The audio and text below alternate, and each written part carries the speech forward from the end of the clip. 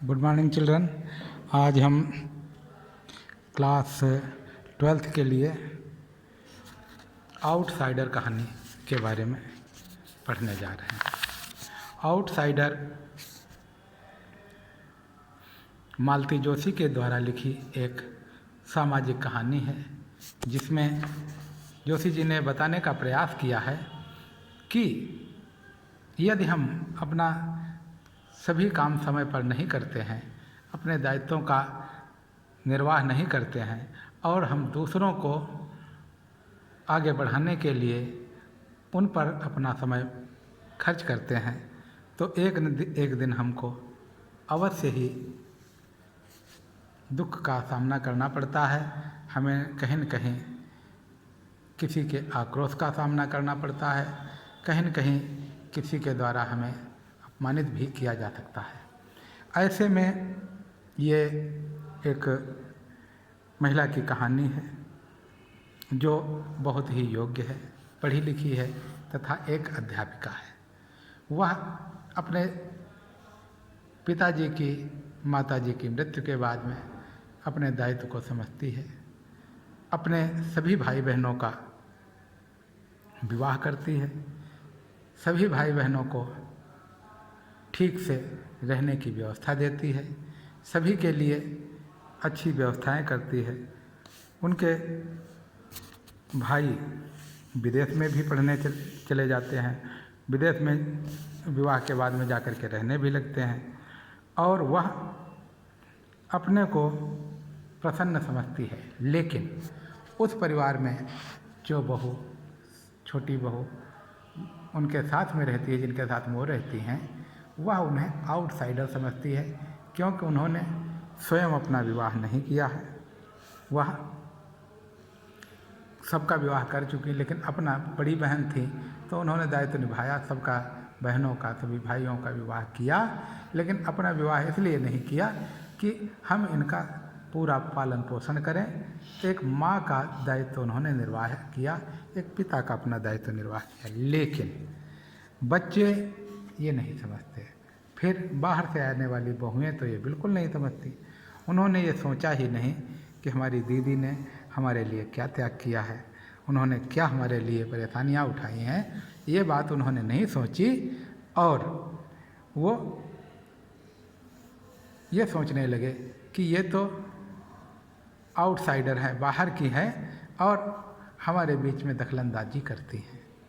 उनको ये लगा ही नहीं कि हमारे पति के विकास में, हमारे पति की पढ़ाई लिखाई में, हमारे पति के आगे बढ़ने में या हमारे विवाह में इन्हीं का मुख्य किरदार रहा है, इन्होंने ही अपनी मुख्य भूमिका निभाई है।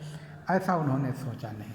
और दीदी ने भी, दीदी का नाम नीलम है, नीलम ने कभी ये सोचा ही नहीं था कि उनके साथ में ऐसा भी लोग सोचते होंगे, क्योंकि नीलम तो ये सोच रही थी कि हमारे भाई, हमारी बहनें, हमारी बहुएं हमसे बहुत प्यार करती हैं और हम उनके लिए सर्वस्व न्यौछावर करते हैं, सदैव उनके लिए समर्पित रहते हैं।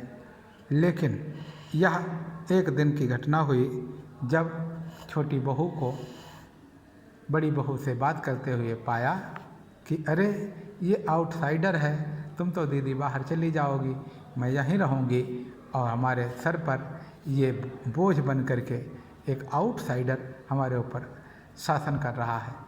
जब ये सुना तो उन्हें बहुत ग्लानि हुई और उन्होंने मन बना लिया कि अब वास्तव में हमें घर छोड़ देना चाहिए।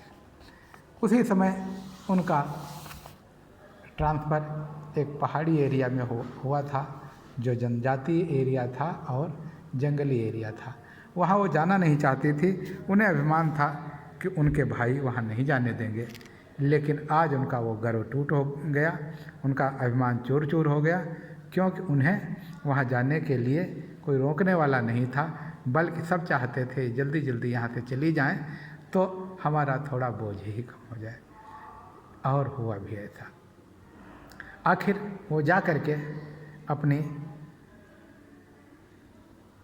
जो SDI थी, SDI में उप विद्यालय निरीक्षक, उसके पास में गई, उनसे बताया कि हमारा ट्रांसफ़र जो आपने किया है ठीक किया है, हम वहाँ ज़रूर अब चले जाएंगे, हमें बहुत अच्छा लगेगा। और दूसरे दिन आती हैं, अपना कुछ मीठा वगैरह लेकर के सभी बच्चों को खिलाती हैं, अपने भाइयों को खिलाती हैं, अपनी बहुओं को खिलाती हैं। किसी को एहसास नहीं होने देती हैं कि उनका किसी से ने अपमान किया है या उन्होंने कोई बात सुनी है, और चुपचाप अपना बैग लेती हैं, आवश्यक वस्तुएं लेती हैं और बैठ कर के गाड़ी में वो वहाँ चली जाती हैं जहाँ पर उनको नई तैनाती मिली है। और इस प्रकार से वो अपने जीवन का अंतिम समय वहाँ बिताने के लिए चली जाती, दूर हो जाती हैं। इस कहानी के माध्यम से लेखिका ने ये कहने का प्रयास किया है कि हमें दूसरों पर पूर्ण विश्वास भी करना चाहिए, अपने भाइयों पर, अपनी बहनों पर, अपने छोटे लोगों पर और अपने बड़े लोगों पर, तथा उनकी सेवा भी करनी चाहिए। लेकिन अपना भी आशियाना बनाना चाहिए, अपने लिए भी कुछ सोचना चाहिए और उनकी सुविधा और असुविधा को ध्यान में रख करके हमें निर्णय लेना चाहिए। धन्यवाद बच्चों।